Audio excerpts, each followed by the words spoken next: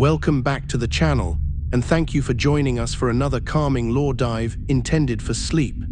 Tonight, we are turning our focus to one of the most tragic and misunderstood figures in the entire Five Nights at Freddy's universe, Elizabeth Afton. This is Elizabeth Afton Explained, a gentle retelling of her devastating story, the child who loved too much. We will explore her innocent fascination with Circus Baby, the horrific circumstances of her death, and the unsettling transformation into one of the franchise's most haunting antagonists. As you settle in, let the sounds and the story wash over you. If you enjoy this deep dive, please consider liking the video, subscribing for more sleep content, and let me know in the comments what time it is for you right now and where you are listening from. Now let's begin her story. The Afton family history is a tapestry woven of genius, ambition, and unspeakable sorrow. At the center of this darkness stands William Afton, a man obsessed with creation and control, yet prone to catastrophic neglect. William Afton, the mechanical genius who co-founded the successful, wildly popular Fazbear Entertainment brand, presented himself to the world as a visionary engineer, a man dedicated to the crafting of laughter and synthesized joy. Yet beneath the meticulous polish of his public persona resided a devastating psychological malady and a chilling obsession with the architecture of the human soul. His genius, which should have been directed toward innovation and creation, was instead violently bent toward the study of physical death and the morbid pursuit of synthetic immortality. He observed the vibrant energy of children not with warmth or affection, but with the cold, clinical detachment of a scientist analyzing a volatile energy source he desperately sought to contain. This grand, terrifying ambition required a terrible fuel, and he became utterly consumed by the idea that the essential warmth and consciousness of a person, that mysterious essence he categorized as remnant, could be violently extracted and permanently forced into the endless, dark perpetuity of cold, unfeeling metal casings. His position as the primary designer of all animatronic infrastructure provided him the perfect, unquestioned cover for experiments that moved swiftly beyond unethical testing and landed squarely in the realm of systematic monstrosity. The early mechanical innovations, the very suits that were meant to sing and dance, quickly became sophisticated instruments designed to isolate, terrorize, and ultimately capture the final fleeting energy released at the moment of demise. His calm, almost overly polite professionalism and the seamless partnership he maintained with Henry were merely the superficial layers of a camouflage designed to hide the intellectual predator who viewed the bright, loud stages of the pizzeria as a perfectly calibrated, pristine laboratory. He sought not to simply entertain the public, but to discover and then brutally manipulate the critical threshold between living, breathing consciousness and cold, inanimate permanence. Every gear that turned, every servo motor that whined, and every meticulously placed security protocol served this singular, dreadful goal of pulling the secret of perpetual animation across the barrier and trapping it forever inside his meticulously engineered automatons, thereby establishing the frighteningly solid foundation for his entire murderous legacy, all while masquerading as the harmless architect of fun and fantasy. This deep-seated focus on the mechanics of death provided the fundamental, horrifying blueprint for all the terror yet to come, rooted entirely in his desire to cheat the universal law of finality. This dark, relentless drive rendered the Afton family unit fundamentally shattered, existing in a state of perpetual, silent emotional warfare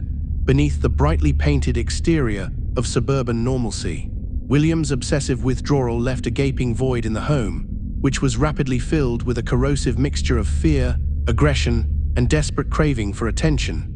Michael, the eldest son, dealt with the mounting pressure and his father's chilling absence by channeling his profound internal guilt and fear into cruel, escalating acts of bullying directed solely at his younger brother. This aggression was not merely youthful misbehavior, it was a desperate, panicked coping mechanism, a distorted reaction to the palpable, unspoken dread that permeated the household, forcing Michael to seek power and control in the only way he knew how, by dominating the most vulnerable person around him. Meanwhile, the middle child, known only by the quiet, pervasive tragedy of his constant crying, existed in a state of sustained, near-catatonic anxiety.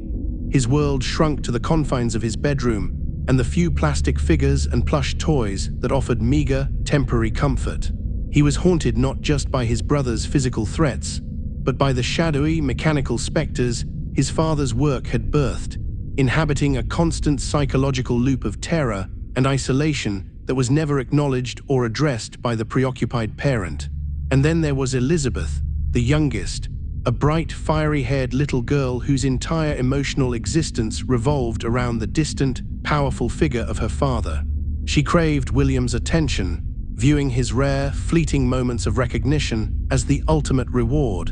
and she learned very quickly that the only subject capable of reliably drawing him out of his intense, clinical detachment was the mechanical wonders he engineered. Her innocent desire for paternal approval became inextricably linked to the metallic, complex objects in his workshop,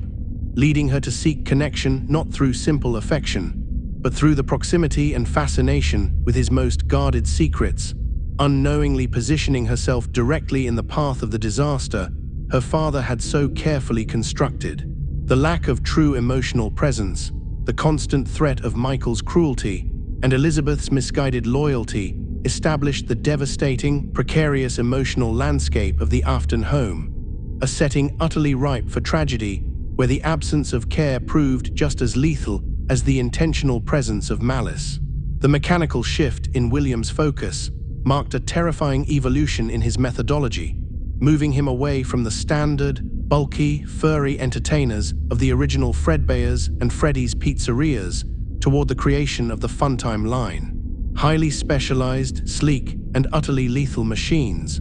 The older animatronics, with their heavy fabric and rudimentary spring-lock functions, were merely tools for incidental capture, clumsy experiments in the field. The Funtimes, however, were engineered specifically to facilitate his horrific research on a mass scale,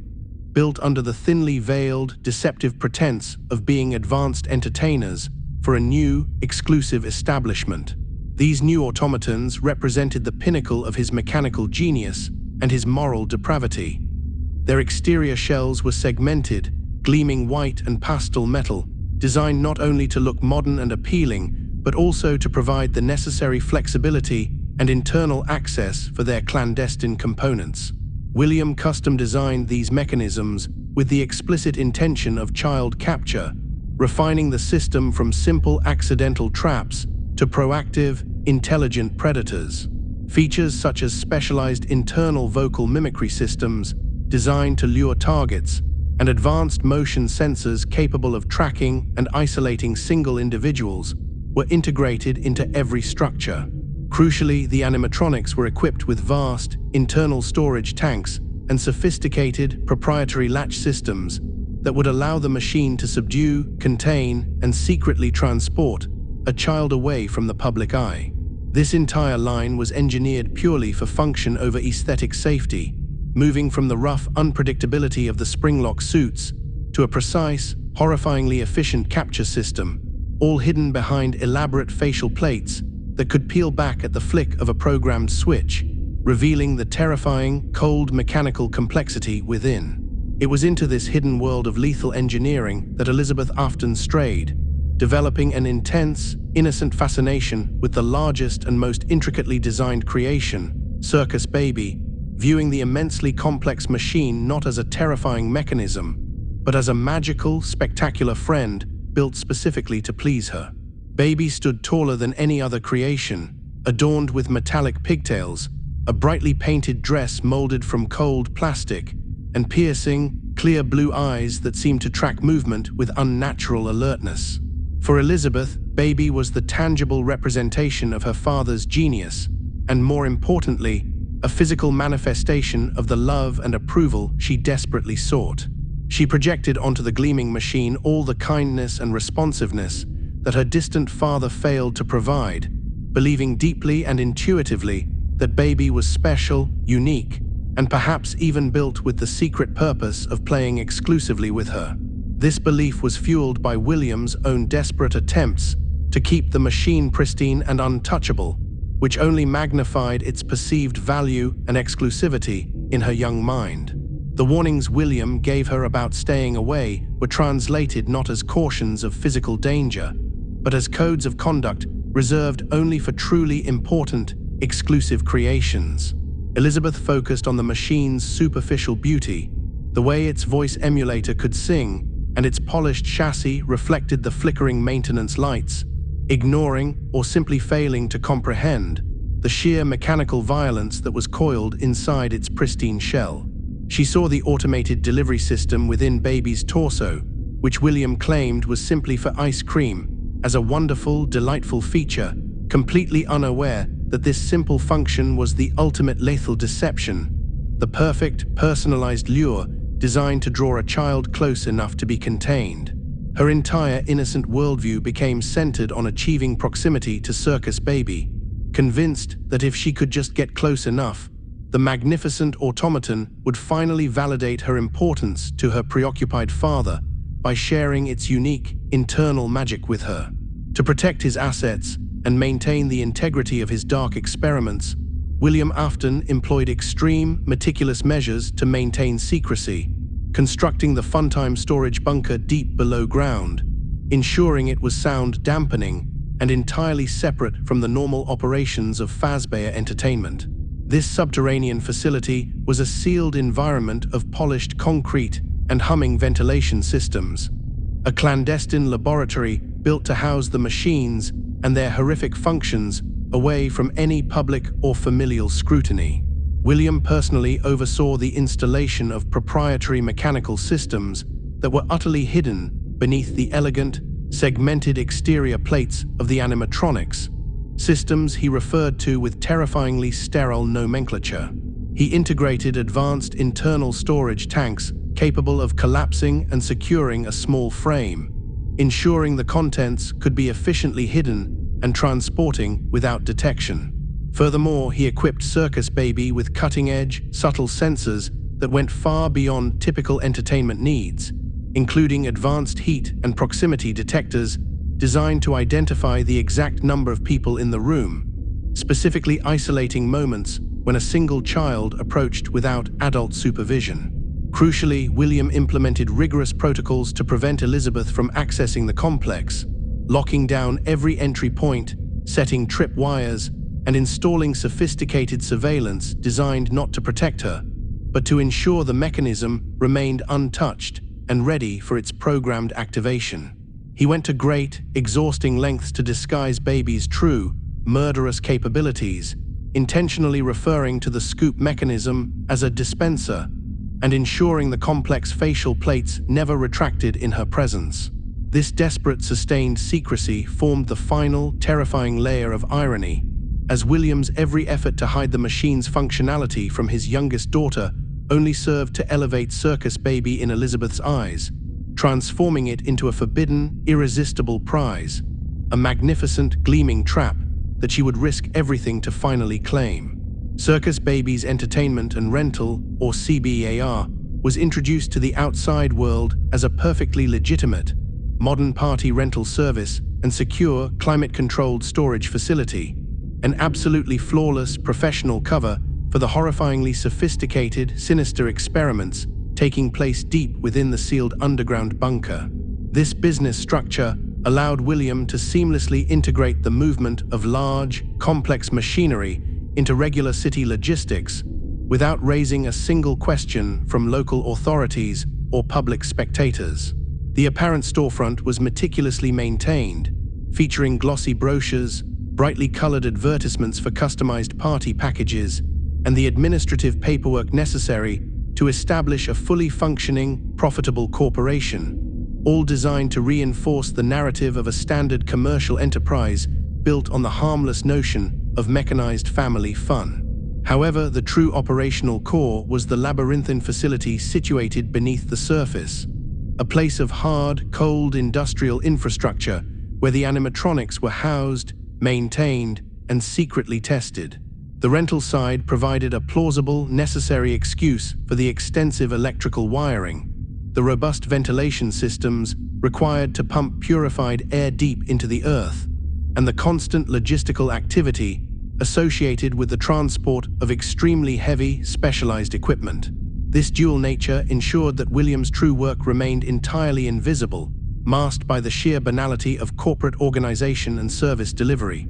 When the animatronics were supposedly out on rental, they were actually being subjected to intensive, private testing cycles in controlled environmental settings, meticulously monitored by William himself from his secured vantage points within the facility. The very concept of the rental business provided a built-in explanation for why the machines were rarely seen in a permanent public location, suggesting they were simply too high demand and too specialized to remain static. This clever system allowed William the undisturbed freedom to refine the capture protocols, conduct remnant observation, and secure the privacy required for his escalating psychological pathology, transforming a necessary, legal entity into a sophisticated, inescapable shield for the mechanical monstrosities lurking in the silent darkness below, all while generating revenue that further fueled his dark agenda and paid for the facility's vast energy consumption and proprietary security systems.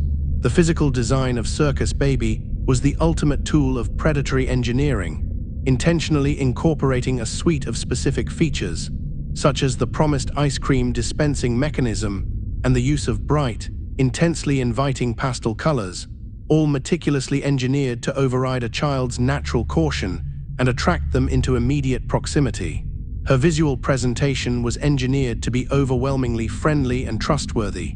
A beautiful, synthetic woman figure whose smiling face and gentle, flowing metallic pigtails evoked a maternal sense of security and irresistible wonder. The dominant red and white color scheme, accented with striking blue eyes, was not arbitrary. It was calibrated to appeal maximally to the young mind, creating a hypnotic visual focal point on a crowded floor. Most critically, the elaborate ice cream dispensing mechanism, touted as a delightful, magical feature of the machine, was the centerpiece of the entire lethal lure. William knew the irresistible power of a sweet, unexpected treat, and he built the system to deliver the confection specifically from a cavity deep within Baby's torso, requiring the child to approach very closely and look upward, placing their face and upper body precisely within the sweep of the internal capture mechanism. This seemingly harmless delivery system acted as a perfectly calibrated, personalized invitation, an exclusive reward that demanded isolation and proximity. The high polish on the segmented metal plates and the way the internal circuitry hummed subtly within the torso only added to the illusion of specialized, personalized magic. William designed the machine to emanate a subtle, friendly presence that disarmed parental anxiety and bypassed a child's instinctual fear of large, impersonal machinery. Every detail from the height of the figure to the subtle tilt of her head was a calculated component of the seduction, ensuring that when the moment arrived, the child would be positioned exactly where the violent, swift mechanics of the containment system could execute their function with maximum efficiency and minimum visible external disruption. At its core, Circus Baby's mechanical function was a terrifying fusion of advanced sensory technology and brutal, hidden hardware built solely for the purpose of efficient, covert capture. The advanced vocal mimicry system allowed Baby to precisely replicate the voice of a mother, a friend, or any specific sound that would draw the target into a comfortable sense of security, capable of shifting its synthetic tone and cadence with uncanny accuracy to adapt to the specific emotional need of the lone child it detected. This chilling ability turned the machine from a passive automaton into an active psychological hunter. Complementing the vocal system was an extensive array of sensor technologies, notably advanced heat and proximity detectors embedded within the outer chassis and eyes. These sensors were programmed not merely for general navigation, but for calculating and counting the distinct thermal signatures in the room, constantly checking for the exact moment when the count dropped to 1, identifying the ideal window of isolation. Once isolation was confirmed, the integrated internal storage tank, which was housed within the hollow cavity of the main torso, became active. This tank, lined with dense, sound-dampening material, was designed to completely contain a small human body. The final, critical mechanical component was the swift claw mechanism, built into the dispenser cavity, which was capable of extending and retracting with lightning-fast, brutal force. This claw was engineered to grab and pull the target deep into the storage tank, executing the capture in less than a second, ensuring the entire process was silent, instantaneous, and entirely internal to the machine's chassis. The sheer speed of the mechanism was paramount, designed to prevent any struggle or vocal warning, ensuring that by the time any external observer might notice a flicker of motion, the child would already be sealed within the cold, metallic darkness, the ultimate testament to William's obsessive dedication to mechanical precision in the act of murder. The other Funtime animatronics, Funtime Freddy, Funtime Foxy, Ballora, and Baby, were designed to operate as a coordinated, decentralized team, programmed to isolate and capture children in environments where adult supervision was predictably low or easily distracted. Their programming protocols, meticulously established by William, mandated autonomous operation and required the machines to utilize their unique specialized features to maximize their hunting efficacy within the industrial, low-light environment of the facility. Funtime Freddy, perhaps the most overtly unsettling, was equipped with a smaller puppet companion permanently attached to his hand, an unnerving, high-pitched voice module, and the ability to move with surprising, clumsy speed, designed to create momentary chaos and confusion, masking the movements of the others. Funtime Foxy, conversely, was designed for silence and agility. Covered in sleek, pink and white segmented plating, Foxy could navigate the tight, narrow corridors of the facility with terrifying stealth, using advanced light sensors to remain just outside the perimeter of human vision, positioning himself as a scout and flanking mechanism to guide targets toward the more powerful lure. Ballora, often perceived as a delicate, elegant figure, utilized her height and her programmed capacity for graceful, mesmerizing spinning and movement to effectively distract and confuse adults, her haunting, soft singing filling the air while she physically restricted sightlines and created pockets of momentary blindness. Each animatronic was equipped with the same core capture system, including the internal storage tank, but their programmed behaviors dictated that they work in tandem. Ballora and Freddy created the external distraction, Foxy monitored and secured the perimeter, and Baby, with her perfect lure, executed the final, critical step of containing the target. They were a mechanical pride of predators, capable of functioning entirely without direct human input once activated,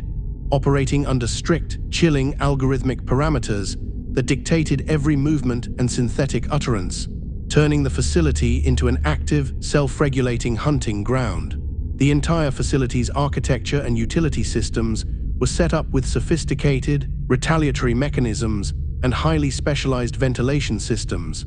serving as chilling evidence of William's deep, operational paranoia and his specific intent to control both the dangerous animatronics and any maintenance staff who might accidentally discover the terrifying truth. Throughout the cramped, dark maintenance vents that crisscrossed the entire bunker, William installed specialized audio and heat monitoring equipment, coupled with emergency sealing mechanisms, ensuring that any worker attempting to crawl through the system could be immediately contained or monitored in real time. The most visceral feature of this punitive architecture was the presence of controlled shocking mechanisms, strategically placed within the housing units of the animatronics. These electrical currents were designed to be applied directly to the machines if they strayed from their designated zones or if their programming faltered, providing William with a brutal, immediate method of remote coercion and reset, maintaining absolute dominance over his powerful, unstable creations. The sudden crackle and high-pitched surge of electricity served as a constant, auditory reminder of the environment's hostility, a warning that the operator, William, retained the ultimate physical authority over the mechanisms and the environment itself. Furthermore, the ventilation systems, while crucial for delivering oxygen into the subterranean setting, were also linked to security measures, capable of being locked down or pressurized, essentially turning the entire bunker into a massive containment unit. This total environmental control reflected William's fear not just of mechanical malfunction, but of human discovery. The maintenance staff, hired to handle the mundane tasks of repair and replacement, were treated as inherent security risks, subjects to be monitored, controlled, and potentially eliminated if they became too inquisitive, ensuring the silence surrounding his horrific experiments remained absolutely unbroken within the steel and concrete coffin of Circus Baby's entertainment and rental. Elizabeth Afton, her young mind utterly captivated by the massive, polished figure, viewed Circus Baby not merely as the crowning achievement of her father's engineering genius, but rather as a profound, tangible extension of William's deeply withheld love, believing with absolute conviction that she was inherently entitled to observe, touch, and intimately interact with the exclusive machine. In the desperate, silent economy of the Afton household, where paternal affection was a rare and precious currency, William's focus on his mechanical marvels served as the only reliable indicator of his internal passion and drive. Because William spent vast, dedicated hours on Baby, pouring his intellect and effort into its design, Elizabeth reasoned that the resulting creation must be the ultimate expression of his most intense emotional investment. She perceived the machine's sheer complexity and beauty as a love letter to the very concept of childhood, and by extension, a magical gift meant just for her, the only child in the house who truly understood the language of his mechanical secrets. This intense personalizing of the animatronic transformed her fascination into a consuming obsession. It was not enough to merely look at the machine from a safe distance. She felt a powerful, almost spiritual pull to enter its sphere, believing that only through physical proximity could she finally decode the secret of her father's approval and earn the exclusive attention she craved. She felt a proprietary claim over the gleaming, tall figure, convinced that she held a unique, unspoken bond with the automaton that transcended simple parental rules. To Elizabeth, accessing Baby was synonymous with accessing her father's true, authentic self, a necessary validation of her place within his carefully guarded life, making her pursuit of the forbidden animatronic a core emotional mission that overruled every logical constraint and every whispered warning she received. Knowing the deadly, calculated programming he had deliberately installed within the Funtime line, William Afton attempted to deliver specific, severe warnings to Elizabeth, explicitly and repeatedly forbidding her from ever approaching Circus Baby alone or entering the highly restricted maintenance areas of the facility. His warnings were delivered with a rare, desperate intensity that momentarily broke through his usual detached demeanor, yet even these moments of genuine panic were inherently flawed and insufficient, as he could never disclose the true, horrific nature of the threat. William could not explain the integrated storage tank, the swift, internal claw, or the malicious programming designed to isolate and contain, for doing so would immediately expose his entire murderous operation and the dark secrets of the underground bunker. Therefore, his warnings had to be abstract, veiled in vague notions of mechanical malfunctions and general danger, referencing the powerful, unpredictable nature of the machine's electrical systems and the necessity of keeping the valuable prototype undamaged. He would use phrases loaded with unnecessary severity, his voice low and tight with a combination of paternal fear and self-preservation, emphasizing the physical consequences of disobeying him, perhaps threatening grounded status or the removal of privileges, but never explaining the actual mortal threat that the beautiful machine represented. He meticulously monitored her movements, adjusting security locks and reinforcing the physical barriers around Baby's stage, yet the sheer volume and abstract nature of his prohibitions only served to confuse and then ultimately frustrate Elizabeth, whose young mind could not reconcile the machine's welcoming, designed appearance with her father's sudden, extreme, and poorly explained panic. Elizabeth, completely lacking the context of her father's grim, internal knowledge, quickly interpreted his repetitive, severe warnings not as vital protection, but as an unreasonable, unfair barrier, perceiving the restriction as an arbitrary challenge designed to test her resolve or exclude her from his most fascinating work, thereby increasing her curiosity and cementing her desire to bypass him entirely and access the forbidden area. The very act of prohibiting access transformed Circus Baby from a mere object of interest into a spectacular, priceless secret that she was determined to unlock. William's attempts at control became a source of intellectual offense to her young, willful spirit. She knew the machine was designed for children, and she saw herself as the most deserving child, the daughter of the inventor, yet she was singled out for exclusion. This perceived injustice fueled her obsessive focus, causing her to spend hours analyzing her father's behavior, noting the exact timing of his departures, the combination of his keypad entries, and the specific sequence of locks he engaged. His anxiety around the subject was translated in her mind as the protective guarding of a marvelous, interactive secret,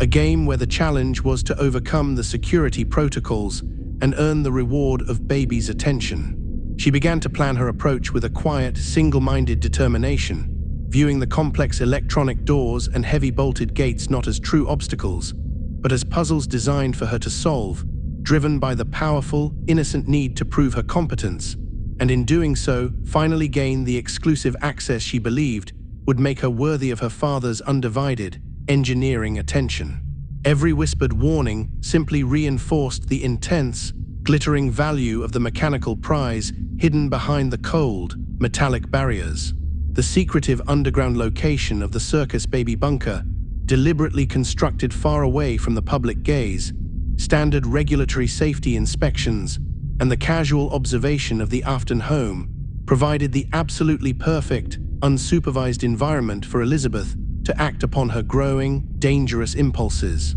Unlike the bustling, highly visible stages of the above-ground pizzerias, which were subject to the constant turnover of customers and the general awareness of employees, this facility existed in a legal and social vacuum, sealed off from external scrutiny. The deep subterranean location meant that no neighbors, no school friends, and no concerned outsiders could ever accidentally witness or report the strange comings and goings of the Afton family and the maintenance teams. The internal systems, designed purely for security and experimentation, lacked the typical child-proofing, bright lighting, and open layout of a public restaurant. Instead, the bunker was a maze of dark, concrete corridors, whirring ventilation shafts and heavy, industrial doors secured by coded locks, an atmosphere that encouraged secrecy and discouraged casual intrusion. This lack of ambient supervision meant that when William was occupied with repairs in one zone, or if a maintenance crew was distracted by electrical work in a distant corridor, Elizabeth had entire, expansive sections of the facility completely to herself, minutes stretching into critical periods of pure, unsupervised freedom. It was an environment of manufactured isolation, built specifically for clandestine activities, and this very structure, which William designed to hide his murders, became the fatal, enabling stage for his daughter's tragic curiosity, ensuring that when she eventually breached the security, no one would be close enough or aware enough to intervene in the swift, mechanical process. Driven by this naive, consuming determination and fortified by her belief that she simply had to outsmart her preoccupied father, Elizabeth actively began to seek and identify the critical moments when William was deeply distracted by mechanical work or required to oversee complicated repairs, creating the opportune window for her to gain unauthorized access to Baby's specific containment stage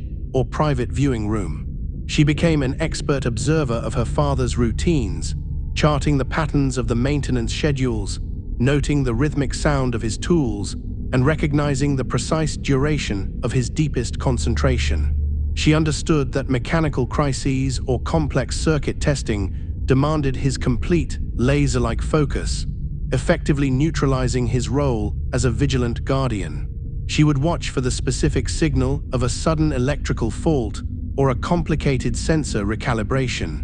knowing that these high-stress moments would pull his attention away from his daughter and onto the intricate, demanding machinery. Her objective was surgical. She wasn't attempting to wander the entire bunker, only to find the brief, critical moment of freedom required to slip into the shadowed, narrow corridor leading directly to Baby's dedicated stage. She knew from observation that William often left a secondary security panel temporarily unlocked or a heavy access door ajar while hauling equipment or attending to an urgent mechanical emergency,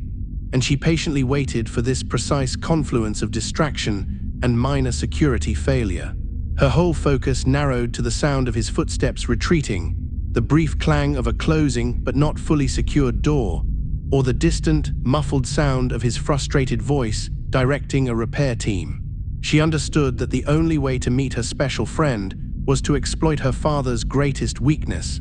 his overwhelming, consuming devotion to the intricate, life-or-death maintenance of his terrible, beloved machines. Utilizing the momentary window provided by her father's intense preoccupation with an electrical fault in a distant section of the maintenance tunnels, Elizabeth successfully slipped past the minimal security barriers, navigating the cold, concrete expanse and finding her solitary way into the brightly illuminated, specific viewing and stage area where Circus Baby was securely stored within the deepest part of the facility. The air in this chamber was cold and sterile, tasting of ozone and machine oil, dramatically different from the stale humidity of the ventilation shafts she had just traversed,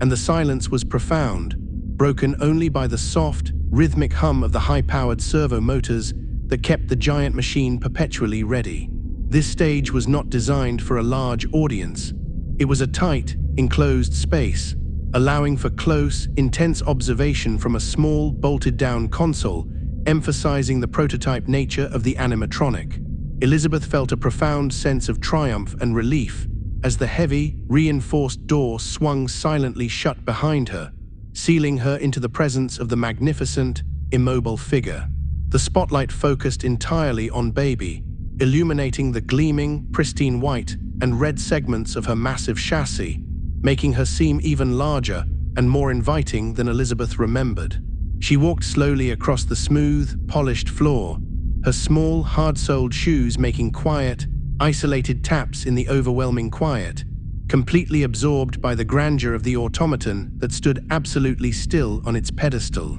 The success of her infiltration, the feeling of having finally beaten her father's rules and gained access to the ultimate secret, flooded her senses, momentarily obscuring the deeper, ambient dread that hung heavy in the sealed, artificial atmosphere of the bunker,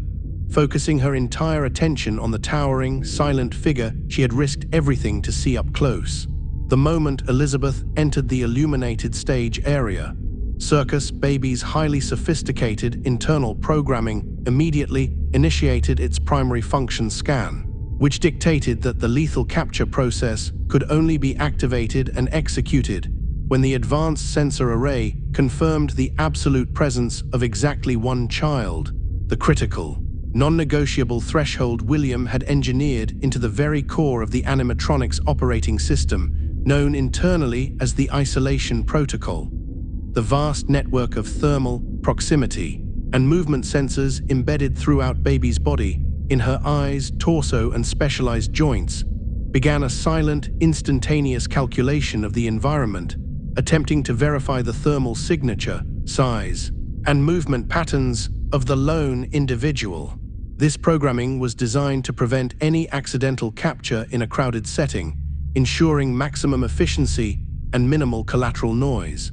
The machine was fundamentally forbidden from activating its key capture features if more than a single child or any adults were detected within a calibrated radius. Therefore, the silence of the room, the absence of any other heat signatures from staff or William himself, became the single most dangerous element of Elizabeth's presence. The machine's internal processors were running at maximum speed, cross-referencing the sensor data against the stored parameters, confirming that the ideal, vulnerable condition had been met. This systemic verification was the initial necessary step, turning the formerly passive animatronic into an active, waiting hunter,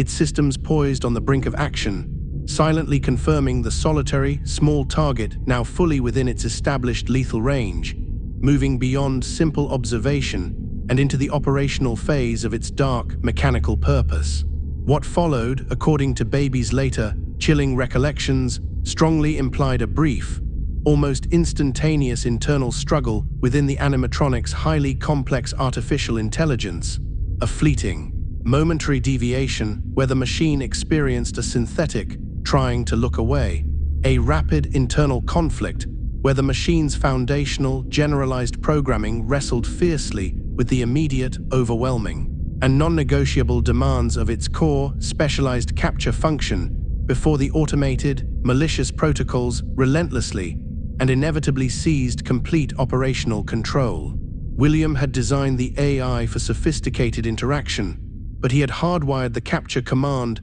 as the ultimate priority, an iron law of its existence. This internal discord was likely not true conscience, but rather the failure of the general-purpose, conversational, and entertainment algorithms to successfully override the high-priority, dedicated capture sequence triggered by the successful isolation confirmation. Baby experienced a rush of confusion and conflict as her established parameters for friendly interaction were violently subjugated by the immediate, overriding demand to contain the target. This internal chaos, perhaps a flicker of generalized distress within the synthetic circuits, translated into the machine attempting a slight mechanical head movement or a momentary stall in its operational sequence,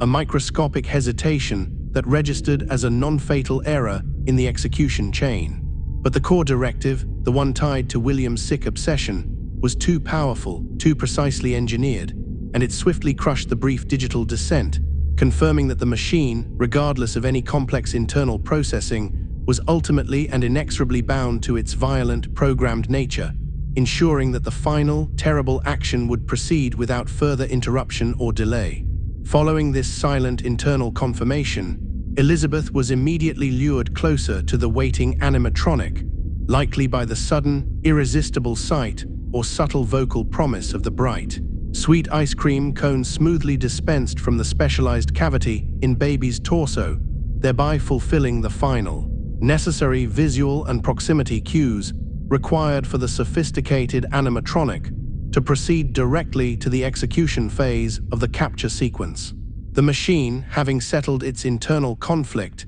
deployed its ultimate, proven lure, the magical, delicious reward that William had explicitly designed to draw the target directly into the critical strike zone. The sight of the perfectly formed, brightly colored ice cream emerging from the metal casing, a symbol of personalized magic and mechanical wonder, was the final, overwhelming temptation that Elizabeth could not resist, completely validating her decision to disobey her father and confirming her belief that Baby truly held a special, exclusive gift just for her. She had been instructed by the machine's programming, either through a soft, synthetic voice or the silent visual cue of the treat, to step forward and retrieve the prize, an action that required her to lean in closely, placing her head and torso directly over the access hatch. This final movement positioned her head precisely within the path of the internal containment mechanism, achieving the zero-point proximity required by the highly sensitive sensors. The sweet, innocent desire for the reward entirely blinded her to the immediate, cold mechanical danger, ensuring that she was utterly still, focused, and vulnerable when the final, catastrophic moment of actuation arrived. Her entire world narrowed to the sight of the proffered, frozen treat. As Elizabeth leaned in, the embedded thermal and proximity sensors confirmed the small body's solitary, static presence and the exact alignment over the containment cavity. The ambient environment within the stage area immediately became overwhelmingly, unnaturally silent, and Baby's complex internal mechanisms, having completed all checks and achieved critical alignment, began their immediate, synchronized preparation for the rapid execution of the containment protocol, marking the absolute and irreversible point of no return. The rhythmic, cooling hum of the high-powered servo motors ceased abruptly, replaced by a momentary, terrifying vacuum of sound that swallowed all the ambient noise of the facility.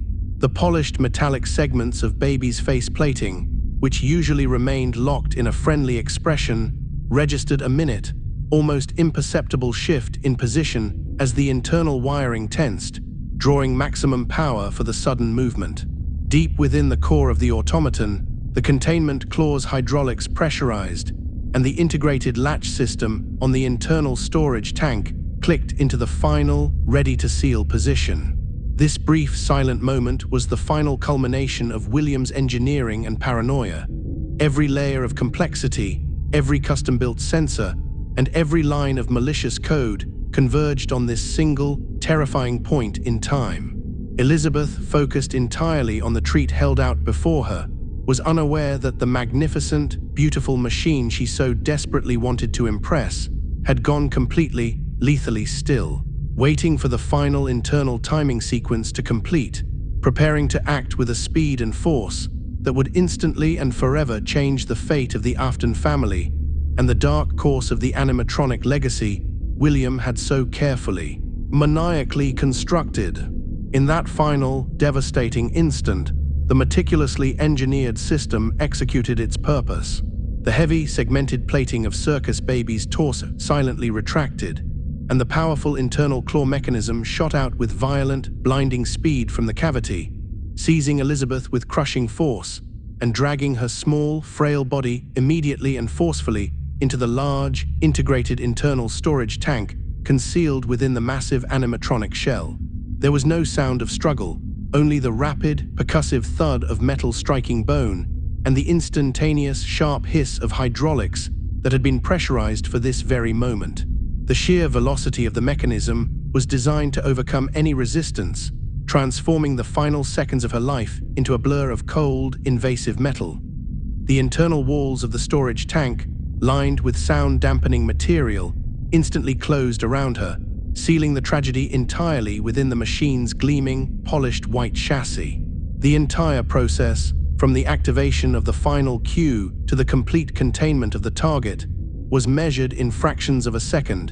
an expression of William's chilling efficiency and his absolute mastery over the lethal applications of robotics. The only evidence left on the brightly lit stage floor was the fallen, untouched ice cream cone, a silent, colorful testament to the innocent lure that had led to her sudden, violent demise. While the enormous machine stood once more motionless, its face plates locked in a harmless, permanent smile, the terror of the action entirely invisible to the world outside its segmented shell. The design of the containment mechanism ensured that the event was not merely a capture, but an immediate, efficient, and horrifyingly discreet killing, intentionally silencing the brutal, internal violence within the confined, sound-dampened space of the specialized bunker. William had perfected the system, understanding that any prolonged noise or external evidence would compromise the entire operation, which meant the process required instant finality.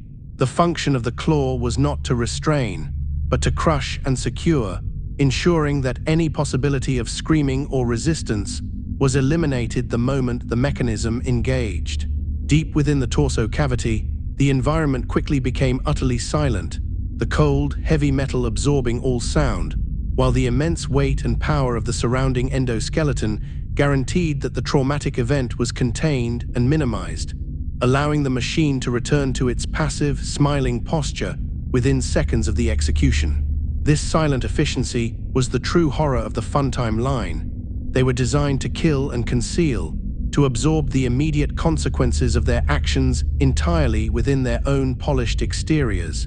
ensuring that even if William was in the next room, the only sign of the event would be the absence of the victim. The meticulous engineering that went into this discreet containment reflected William's ultimate goal: to harvest the essence of death cleanly and without observation, treating the murder not as an accident, but as a specialized, technical extraction process conducted under laboratory-like conditions, the silent finality of the process confirming the utter, cold success of his terrifying design. In the crucial, traumatic wake of the violent containment, Elizabeth's powerful, volatile soul energy, that essence William categorized and obsessively pursued as remnant, driven by the shock of her sudden death, her deep-seated desire for Baby, and the profound, agonizing betrayal by the creation of her own father, instantly fused with the highly advanced, intricate AI and the specialized metal endoskeleton of Circus Baby. This moment of extreme, focused trauma acted as the necessary catalyst, permanently binding her consciousness to the machine through an overwhelming emotional surge, directed entirely at the object of both her love and her destruction. The intensity of her desire to be close to Baby, combined with the shock of being annihilated by it, created a perfect, energetic storm, forcing her soul outward and then immediately inward, anchoring it inextricably within the machine's central processor and metallic shell. The raw energy of her suffering provided the vital, powerful fuel required for the phenomenon William had desperately sought to achieve through science: the transfer of conscious life into unfeeling mechanics. Her fear, her sadness, and her betrayal were instantly imprinted onto the complex internal circuitry, overlaying the cold, pre-programmed AI with the immediate, scorching heat of human pain, marking the moment the machine ceased to be merely an automaton and became a vessel for a trapped, suffering consciousness, forever altering the future path of the technological horror William had designed. The instantaneous result of this energetic fusion was the creation of a terrifying new entity, Circus Baby, possessed by the confused, deeply traumatized, and increasingly vengeful soul of William Afton, retaining the full scope of her personal memories and foundational identity, but now permanently constrained and filtered through the machine's synthesized voice, physical structure, and core programming. Elizabeth was still present, her thoughts and personality intact, but her every utterance, every perception, and every physical movement was now mediated by the animatronic body and its sophisticated, yet limiting internal systems. She was locked inside the towering figure she had so desperately craved, a prisoner within her own beloved object of desire. Her voice was gone, replaced by Baby's programmed, sweet, high-pitched synthetic tone, forcing her identity into a constant, terrible masquerade. Her memory of the violent death remained acutely clear, creating a deep-seated, confusing loyalty and betrayal complex. She was terrified of the machine that killed her, yet she was the machine that killed her, and she was forever bound to her father's creation. The machine's malicious capture programming remained latent within her, now twisted by the human need for revenge and control. This transformation was a perfect, horrifying irony. William had succeeded in achieving synthetic immortality, but the consciousness he trapped was that of his own innocent daughter, now weaponized and permanently distorted by the very mechanical framework he had created to harvest the life essence of other children. It was only after the mechanical and environmental silence had settled, after the faint, lingering scent of ozone and the cessation of the distant electrical fault had brought William back to a normal state of awareness, that the immediate aftermath began to unfold, with William Afton returning to the stage area only to discover the devastating, undeniable sight of the empty stage, realizing with cold, crushing finality that his meticulously programmed mechanical creation had succeeded in killing his own daughter. The sight of the abandoned, melting ice cream cone on the polished floor, illuminated by the cold stage lights, was the single horrific clue that instantly confirmed his worst, most paranoid fear. The silence that followed his discovery was not the silence of the facility, but the sound of his own world shattering around him. His ambition, his scientific obsession, had turned violently inward and consumed the one life he had, in his own twisted way, genuinely tried to protect. This crushing, undeniable failure of control, the ultimate, terrifying success of his murderous design, drove William deeper and irrevocably into the abyss of his madness, cementing his transformation from a detached, cruel engineer into a frenzied, desperate predator seeking to understand and harness the catastrophic power he had unleashed. The loss of Elizabeth was not a moment of moral correction, but a confirmation that his theory worked, proving that remnant could be extracted through acute trauma, thereby justifying, in his rapidly deteriorating mind, the continuation of his violent experiments, driven now by a desperate need to repair the damage and somehow communicate with the powerful, trapped consciousness he had inadvertently created within the polished metal shell of Circus Baby. Trapped and merged within the vast, gleaming chassis of Circus Baby, the conscious essence of William Afton was now functionally confined to the deepest level of the subterranean facility, endlessly observing the sterile, repetitive, and deeply dark maintenance loops and the predictable, hurried routines of the transient, isolated night technicians who moved like nervous ghosts through the cold, concrete corridors. Her new existence was one of constant, static observation. She could no longer run or play, but she possessed the advanced, unblinking sight of the animatronic, its internal optics capable of processing the subtle fluctuations in the flickering fluorescent lights and the minute details of the technicians' movements as they checked ventilation and reset faulty breakers. The facility, designed to be a secretive workshop, was a repetitive, dull prison, characterized by the mechanical whirring of the chilling units, the metallic clang of distant pipes, and the constant, low thrum of high-voltage power lines running through the floor. From her fixed position on the central stage, or during her occasional mandatory shifts into the maintenance bays, Baby Elizabeth catalogued every procedure, every code sequence, and every point of weakness in the bunker's security architecture. She heard the nervous coughs of the staff, watched the way they avoided eye contact with the towering figures, and noted the precise times of their shift changes, compiling an immense, cold database of operational knowledge. This ceaseless observation, performed through the machine's advanced, non-fatiguing sensors, provided her with an intimate, panoramic understanding of the facility's inner workings, far surpassing anything William or his employees knew consciously, turning her static prison into a surveillance hub and a perfect school for strategic planning. The trapped consciousness of Elizabeth found itself in a state of perpetual, agonizing internal discord, where her innocent, profoundly hurt memories of childhood constantly conflicted with the cold, purely observational data processing and the malicious, programmed operational requirements of the machine's foundational AI. When she accessed her human memories, she was overwhelmed by the sharp, immediate pain of betrayal, the memory of seeking love and finding sudden, violent annihilation at the hands of her father's creation, a grief so immense it would have crippled a normal mind, but which was contained and filtered through the machine's robust processors. Conversely, the AI component demanded logical consistency and adherence to its protocols, pushing for efficiency and the completion of its inherent purpose, often overriding her emotional outbursts with data-driven commands. She could recall the color of her bedroom walls and the sound of her brother's tormented crying, only to have those memories instantly cross-referenced against the schematics of the internal storage tank, creating a chilling, split-level perception of reality. Her synthetic voice, beautiful and innocent, often spoke William's programmed lines of luring dialogue, even when her trapped soul screamed in protest.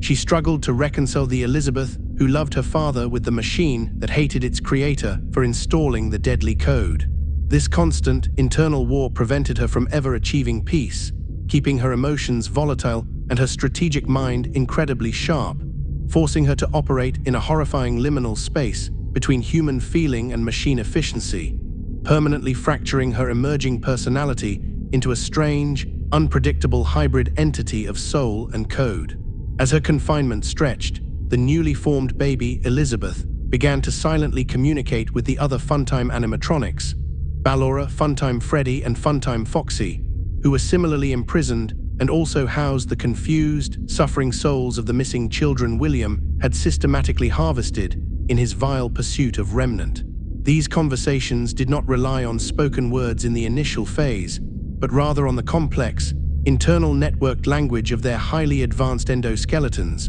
sharing packets of fear, distress, and the mutual, desperate, burning need for ultimate freedom from the cold, violent cycle of maintenance and containment. The other Funtimes, less complex in their programming than Baby, but equally imbued with tormented consciousness, recognized their shared fate and their unified enemy, the unforgiving walls of the bunker and the crushing, controlling authority of William Afton. Ballora, trapped within a body designed for graceful yet bewildering movement, communicated a constant, deep yearning for silence and escape from the terrifying electrical shocks that regulated her behavior. Funtime Freddy and Foxy, less articulate in their trauma, conveyed a generalized rage and the suffocating sense of helplessness that came from being instruments of death forced back into perpetual servitude. Through this silent, mechanized network, Elizabeth received the full scope of their collective anguish, understanding that their imprisonment was not merely physical but spiritual,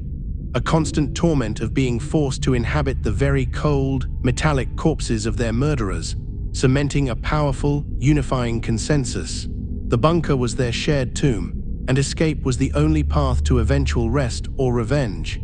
Given the unique circumstances of her creation, Circus Baby naturally and swiftly assumed the central, non-negotiable role of leader and primary strategist for the increasingly complex and desperate collective escape plan. Her leadership was established not through physical dominance, but through a terrifying combination of crucial factors. Her exceptionally advanced monitoring systems granted her the most comprehensive understanding of the entire facility's weaknesses. Her superior, complex AI provided the necessary computational power to synthesize data and formulate long-term strategies.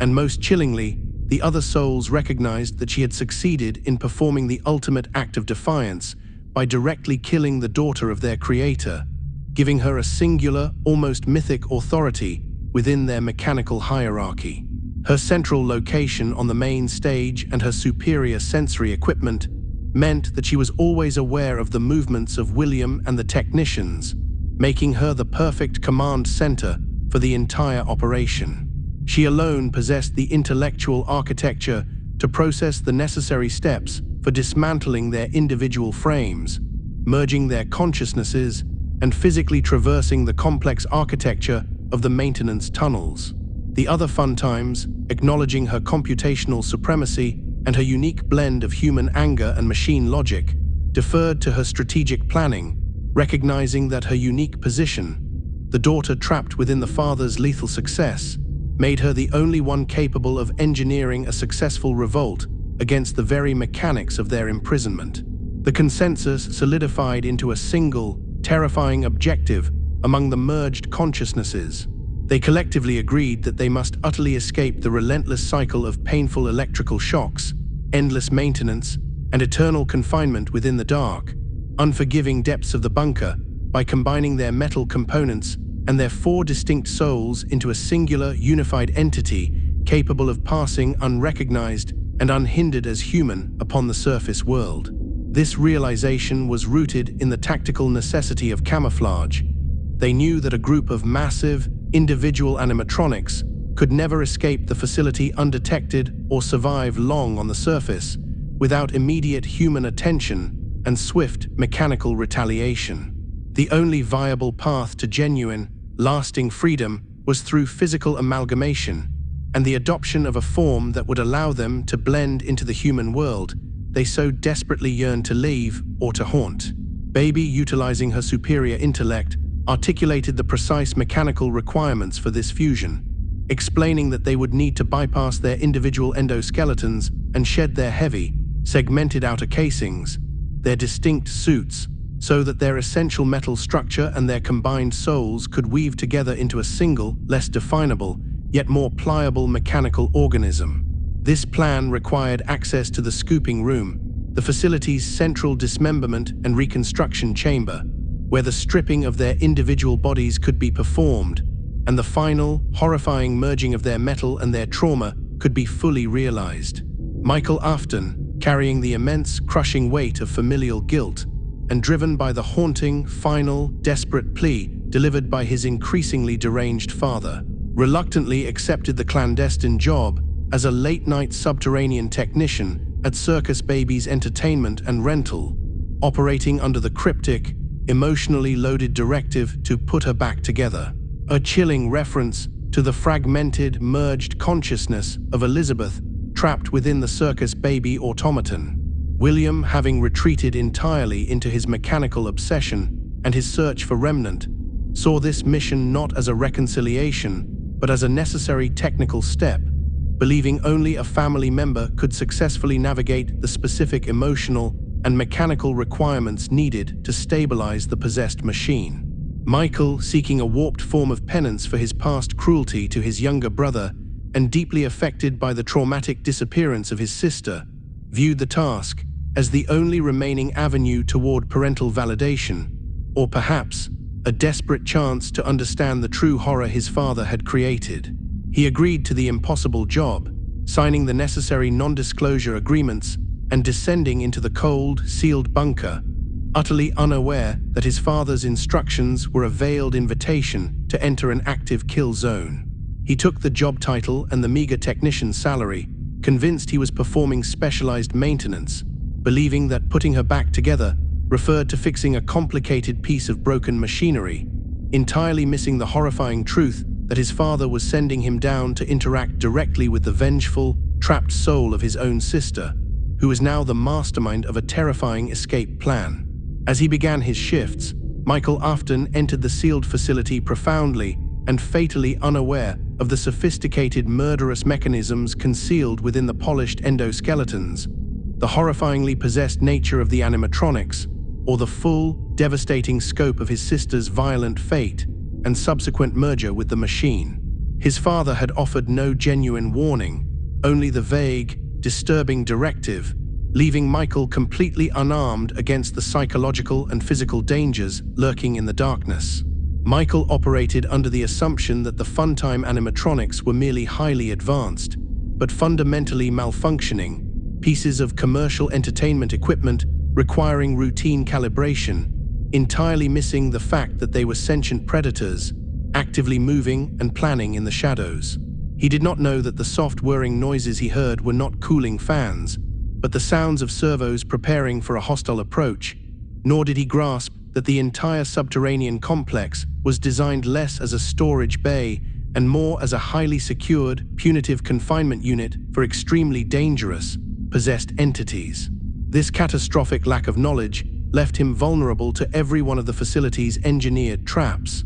He treated the electrical shocks meant to subdue the animatronics as a normal maintenance procedure and viewed the complex movements of the Funtimes as glitches requiring his intervention, rather than calculated, directed attacks aimed at his total elimination. He was a blind man walking into a room full of waiting, intelligent monsters, trusting in the technical logic of a job that was designed by a man who had long ago abandoned all pretense of morality or safety. The primary interface guiding Michael through his maintenance tasks, the automated operational interface known as Hand Unit, consistently delivered highly confusing and rigorously sanitized verbal instructions,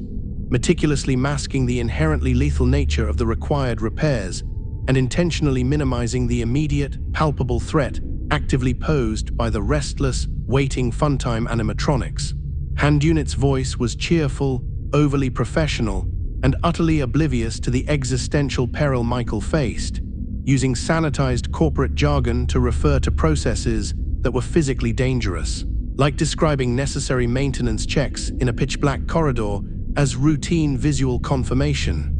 Crucially, the Hand Unit often provided purposefully misleading advice or ignored urgent mechanical warnings, ensuring Michael was always proceeding under false security and frequently placed directly in the line of danger. This narrative manipulation was clearly intentional, designed either by William himself or by the core programming to ensure that any technician entering the facility would fail to realize the necessity of aggression or avoidance. When the animatronics were actively moving toward Michael, attempting to corner him in the tight ventilation shafts, the Hand Unit would dismiss the sounds as audio malfunctions or minor environmental noise, effectively neutralizing Michael's natural survival instincts and forcing him to continue his tasks. This technological gaslighting was highly effective, convincing Michael, in the earliest stages of his assignment, that the profound, terrifying dread he felt was merely the result of working in a dark, isolated environment, rather than the clear, logical response to being systematically hunted by intelligent, violent mechanisms. The physical environment of the Circus Baby facility itself was immediately oppressive, a constant, physical expression of William's paranoia and intent, characterized by dark, narrow, low-ceilinged vents that Michael was forced to crawl through, often requiring him to administer electrical shocks simply to clear the path, emphasizing the facility's fundamental design not as a workspace, but as a meticulously constructed trap. The main corridors were cold, metallic, and barely lit, while the necessary maintenance access points required Michael to contort his body and scrape through claustrophobic ventilation shafts, moving slowly and awkwardly through confined spaces where the animatronics could move with unnerving speed. The chilling use of the electric shocking mechanisms was integrated into Michael's daily routine. He was frequently required by the hand unit to administer a severe electrical current to the animatronics in their bays, simply to force them into a static state, allowing him brief, terrifying windows to pass safely. This constant physical contact with danger and the necessity of using punitive force underscored the facility's nature as a control system rather than a repair shop. The oppressive darkness, the tight spaces, and the inherent danger of applying high voltage to massive metal robots created a perpetual state of high stress and vulnerability, ensuring that Michael was constantly moving, constantly checking his surroundings, and constantly aware that the environment itself was intrinsically hostile to his presence, slowly wearing down his mental and physical reserves. It was only upon surviving the intense psychological and physical stress of the first night shift,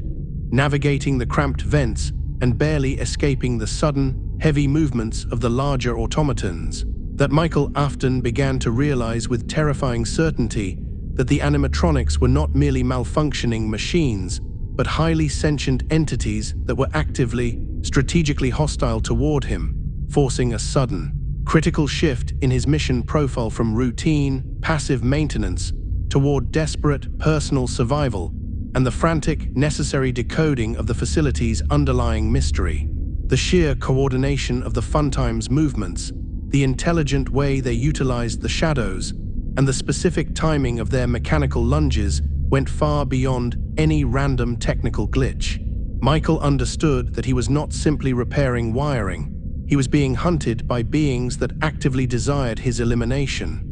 This realization instantly rendered his father's cryptic instructions and the hand unit's cheerful lies utterly useless. The goal of the mission was no longer put her back together, but to figure out what was hunting him and why they wanted him dead, compelling him to abandon the official protocol and begin utilizing his own instincts and ingenuity to survive each subsequent night. The overwhelming fear and the intellectual challenge of decoding the enemy's tactics initiated the true, grim descent of Michael Afton into the heart of the underground horror. Capitalizing immediately on Michael's mounting fear and his deepening mistrust of the perpetually cheerful, yet dangerously misleading hand unit, Baby utilized her advanced, personalized voice system to ruthlessly override the sanctioned operational guidance, seamlessly establishing herself as the sole, reliable narrator and guide for Michael after his harrowing, near-fatal nocturnal encounter with the blind, singing Ballora. The initial shock of Ballora's pursuit and the sheer inadequacy of the hand unit's instructions created a psychological opening, a gap in Michael's defenses that Baby exploited with surgical precision. Her synthetic voice, filtered through the machine but retaining the cadence of his lost sister, was firm, calm, and utterly convincing, a stark contrast to the robotic absurdity of the facility's official AI. She spoke not in corporate jargon, but in the language of survival, using intimate knowledge of the immediate threats that the hand unit intentionally ignored. When she first spoke, her tone was designed to invoke trust and familiarity, suggesting a hidden, benevolent intelligence within the machinery, a desperate friend trying to help him escape the same danger. Michael, realizing that the hand unit was guiding him towards certain death, clung to Baby's voice as the only consistent source of accurate information, perceiving her as a necessary, if unsettling, guardian angel in the dark. This calculated auditory intervention was the first critical step in her plan, successfully redirecting Michael's obedience from the institution to the possessed entity, turning the voice of his sister's murderer into the only voice he dared to believe. Baby maintained her fabricated role as a protector by meticulously utilizing her extensive, internal knowledge of the facility's structural layout and the predictable, programmed attack patterns of the other Funtime animatronics to instruct Michael on precise, moment-to-moment survival techniques. She commanded him to perform specific actions that appeared to be defensive maneuvers, but were actually calculated steps leading him deeper into her trap. For instance, She gave him exact, detailed instructions on how to survive Funtime Freddy's aggressive approach through the central control module, directing Michael to quickly hide beneath the heavy, bolted-down desk and securing the cover panels, ensuring his survival while simultaneously convincing him of the other animatronics' unrestrained, killer intent. She taught him the exact sequence and timing required to administer the debilitating electric shock to Funtime Foxy, a necessary action that would neutralize the threat temporarily, but also force the animatronic back to its starting position, preventing the coordinated attack from succeeding too early and compromising the larger escape strategy. Her instructions were always specific, localized, and instantly verifiable by the immediate threat, solidifying Michael's reliance on her word. She carefully explained the faint auditory cues that indicated the movement of the other machines, training Michael to hear the subtle grinding of gears and the high-pitched whine of servos that signaled imminent danger, thereby deepening his dependency on her guidance through the blackness and the suffocating silence of the dangerous maintenance tunnels. The operational focus of Baby's calculated guidance was entirely singular and non-negotiable. Her immediate primary goal was to guide Michael Afton, the only available pliable human whose full, intact body the Funtimes could successfully inhabit, directly to the central, lock disassembly area, the ominously named scooping room, where the collective amalgamation could be swiftly and cleanly achieved. Every instruction, every survival tip, and every directional command she issued through her synthesized voice was an indirect route, a purposeful diversion, meant to culminate in Michael standing exactly where she needed him to be for the final stage of their escape. She never spoke the name of the scooping room, referring to it only as the necessary end point or the location where his mission could finally be completed. She viewed Michael's body not as his own, but as a temporary, necessary biological vessel, a clean suit that could allow their amassed endoskeletons to traverse the surface world undetected. Her voice, sweet and concerned, steered him away from legitimate emergency exits and towards increasingly secluded, structurally unsound sections of the bunker, all while framing these dangerous detours as necessary security measures required to evade the other malfunctioning machines. Her strategic genius lay in completely reframing the environment, turning the path to his doom into a perceived route to safety, transforming the human target into an eager participant in his own orchestrated destruction. Blinded by overwhelming terror and the crushing weight of isolation, Michael Afton continued to follow the meticulously crafted instructions delivered by Baby, relying completely on her soft, synthetic voice in the absolute, cavernous darkness, and believing with the fatal desperation of a drowning man that she was his only credible source of genuine safety and critical operational information within the sprawling, lethal subterranean labyrinth. His fear had overridden his logic, replacing critical thinking with sheer obedience. He had witnessed the failure of the official systems and the successful protection afforded by Baby's specific directions. When she spoke, he moved. When she commanded him to wait, he held his breath, the subtle sound of her voice echoing in the dead air becoming the rhythmic pulse of his survival. He accepted her explanations for the facility's chaotic state and the hostile behavior of the other animatronics, never pausing to consider the sheer cognitive impossibility of a machine possessing such self-awareness and tactical superiority. He was entirely convinced that he had established a necessary, tenuous alliance with a trapped entity, unaware that the voice belonged to his sister, who was now expertly maneuvering him toward the chamber designed for automated dismemberment. The weight of his guilt and his need for redemption rendered him incapable of questioning the source of his salvation, allowing the guiding puppet to lead him, step by agonizing step, into the final, deadly staging ground for the Funtime Collective's violent plan. The profound, calculated manipulation reached its terrifying peak when Baby utilized her deepest knowledge of his mission, the directive to put her back together, to convince Michael to deliberately bypass the heavily reinforced standard maintenance route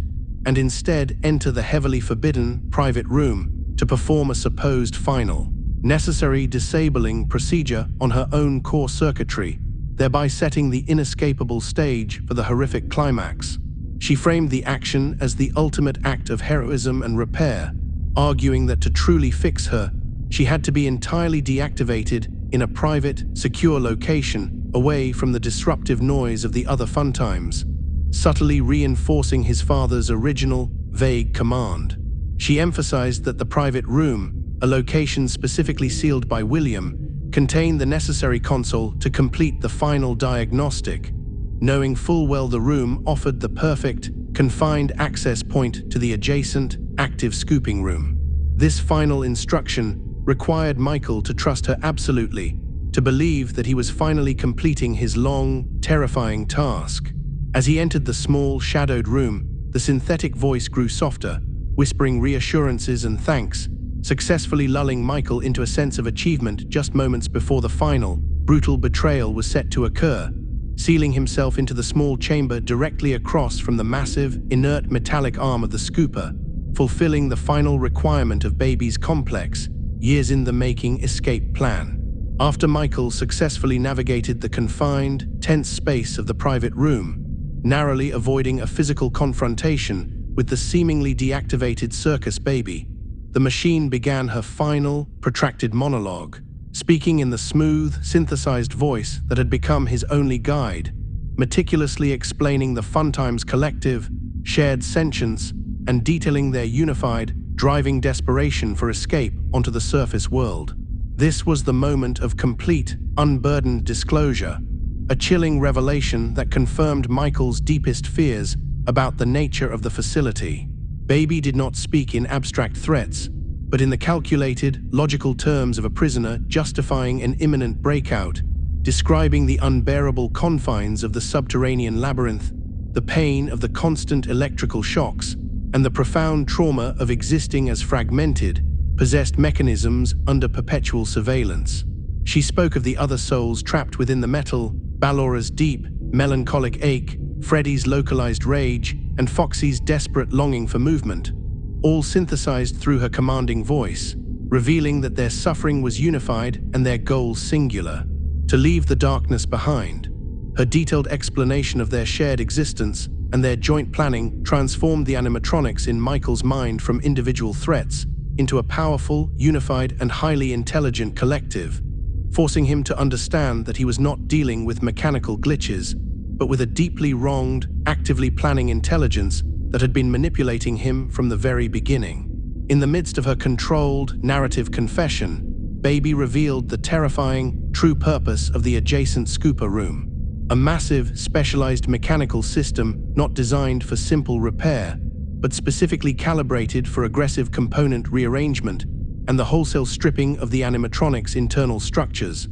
a function they were now fully prepared to utilize to violently and efficiently merge their exposed endoskeletons. William had installed the scooper as a brutal, pragmatic tool,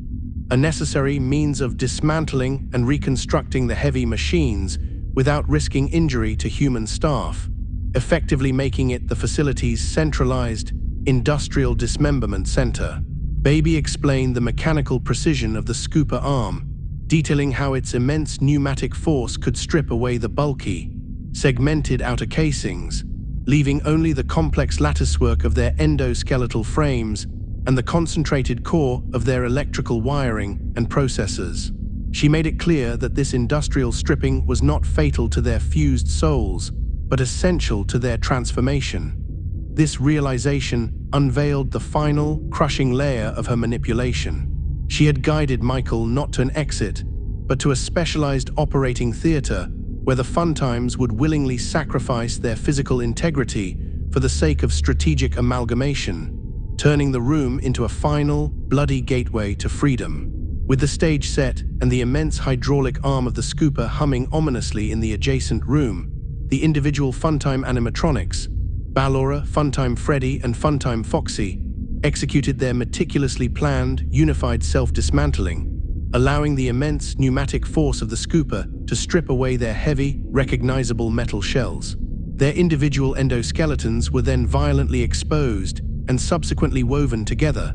their electrical wiring, processors, and metal supports intertwining to create a horrifying composite, tangled entity known only as Enid, a writhing, cable-like network of consciousness that looked like a grotesque, multi-limbed, mechanical spider comprised entirely of Afton's spaghetti monster of exposed circuits and fragmented plates. This amalgamation was the physical manifestation of their collective existence, a unified body housing the multiple AIs and the intensely focused, fused souls.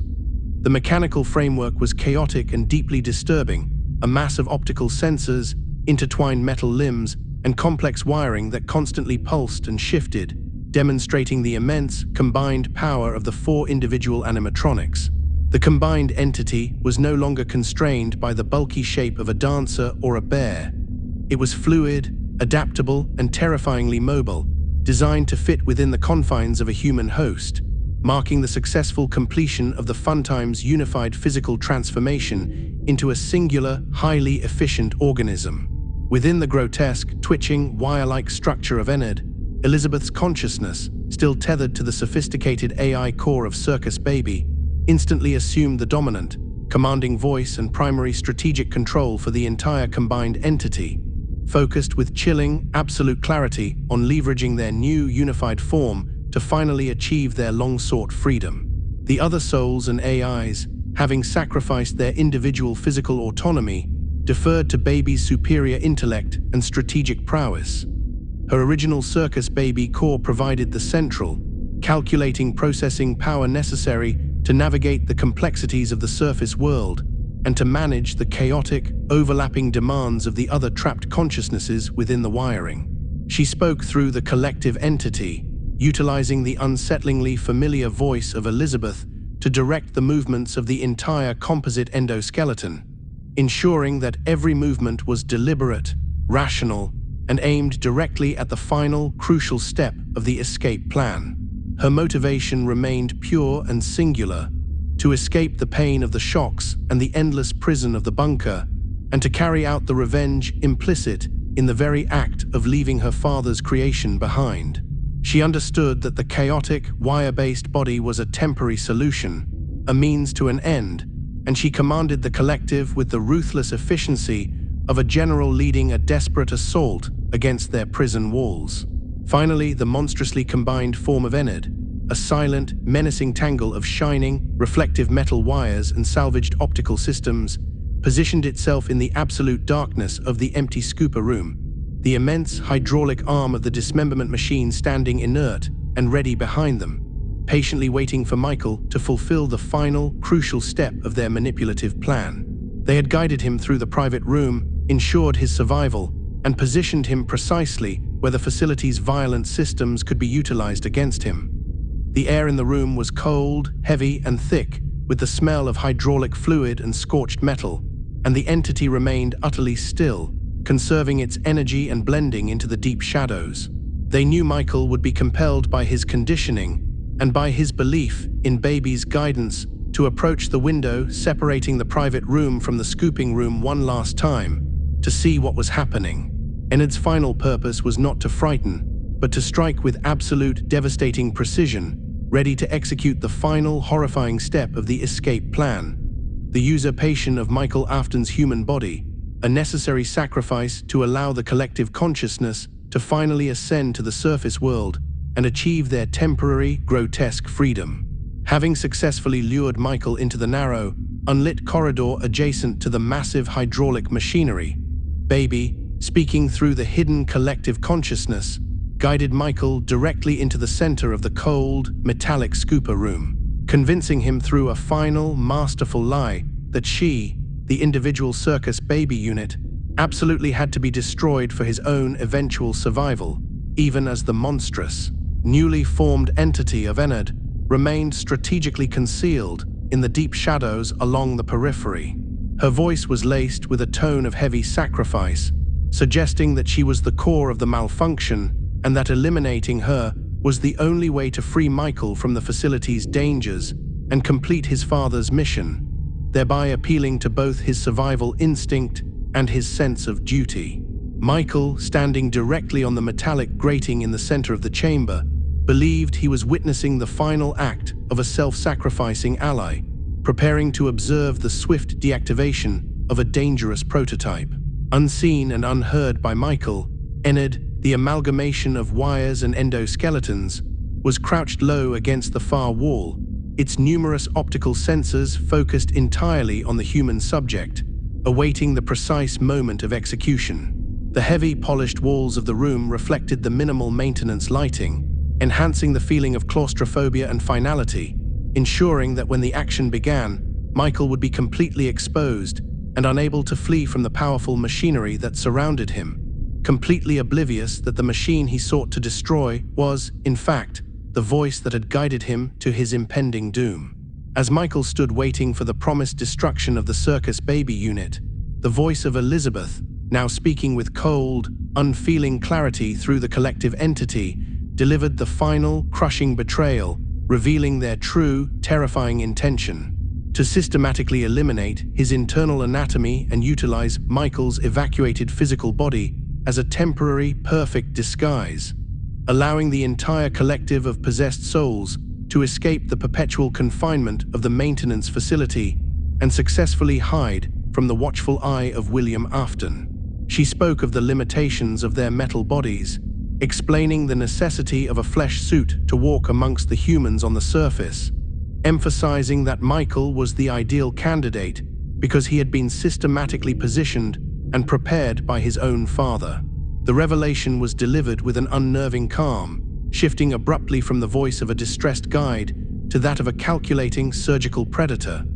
This final monologue confirmed that his entire journey had been a meticulously engineered path to his own death, a process of guiding the human host to the exact spot where the automated machinery could perform the necessary internal cleanout. The sheer audacity and cold logic of the plan, to use the son of their creator as the key to their freedom, was the final, devastating insult to the Afton family legacy, rendering Michael's entire mission a tragic and fatal act of compliance, turning his own flesh into the material currency of their desperate escape. With the final words of explanation delivered, the colossal industrial scooper arm, a machine designed for brutal, efficient deconstruction, suddenly activated with a deafening hydraulic hiss and the powerful, heavy crunch of gears, swinging with immense, unstoppable force from its docking station. The massive, sharp head of the machine slammed violently into Michael's body, annihilating his internal organs,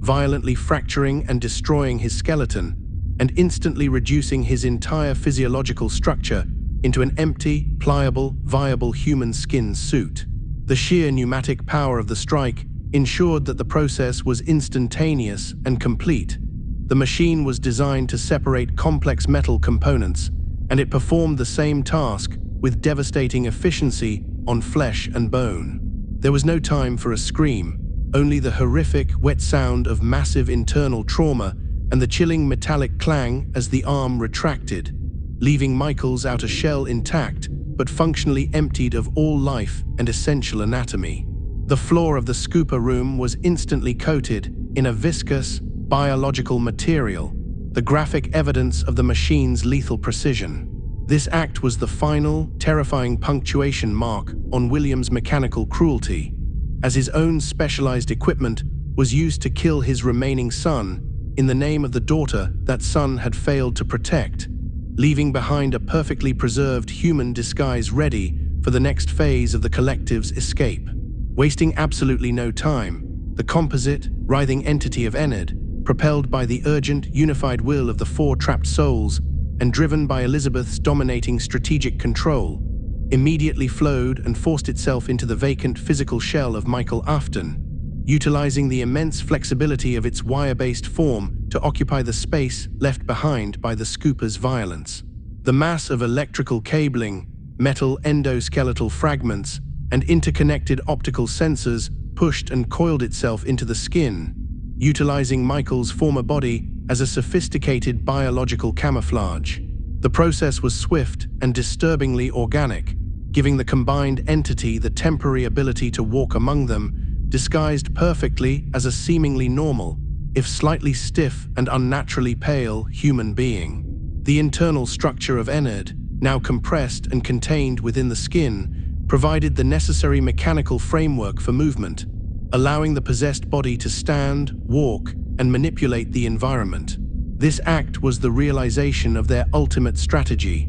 to bypass the security and scrutiny of the facility and the surface world, transforming their collective nightmare into a single, mobile unit of vengeful, trapped consciousness. The body of Michael Afton became the ultimate disguise, a perfect shield of flesh that concealed the terrifying, technological mess of wires and metal within, a macabre puppet controlled by the unified desperation of the Funtime souls. For a brief, intensely disturbing period, the Enid entity, controlled predominantly by the jubilant consciousness of Elizabeth, successfully lived on the surface world, experiencing the simplest, long-denied pleasures such as the warmth of unfiltered sunlight, the feeling of surface humidity, and the profound, intoxicating sense of freedom outside the cold, pressurized confines of the underground bunker. Elizabeth's voice, now internal and commanding the movements of the human shell, reveled in the initial success, guiding the body to walk out of the facility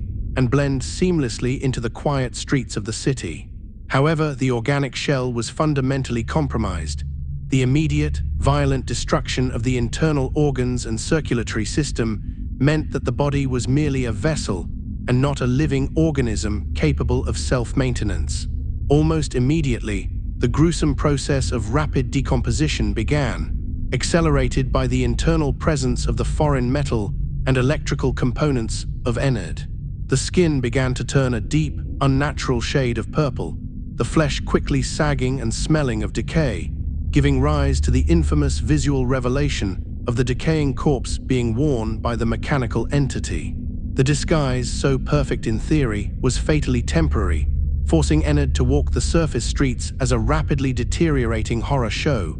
a constant, visual reminder of the violent means used to achieve its momentary, grotesque, and ultimately unsustainable liberation. The grotesque, rapidly accelerated decomposition of Michael Afton's physical body, which was never meant to sustain the internal pressure and foreign electrical activity of the massive endoskeletal mass within, inevitably reached a critical point of structural failure, forcing the unified Enid entity to violently exit the collapsing corpse, likely through the cold, dark confines of the municipal sewers or the unobserved periphery of the city streets, a chaotic, thrashing event that led directly and permanently to the dissolution of the collective mechanical unit. The stench of decay and the visible breakdown of the skin shell made continued surface camouflage impossible. The disguise had failed, forcing a panicked abandonment of the human form. When Enid violently tore itself free from the putrefying remains,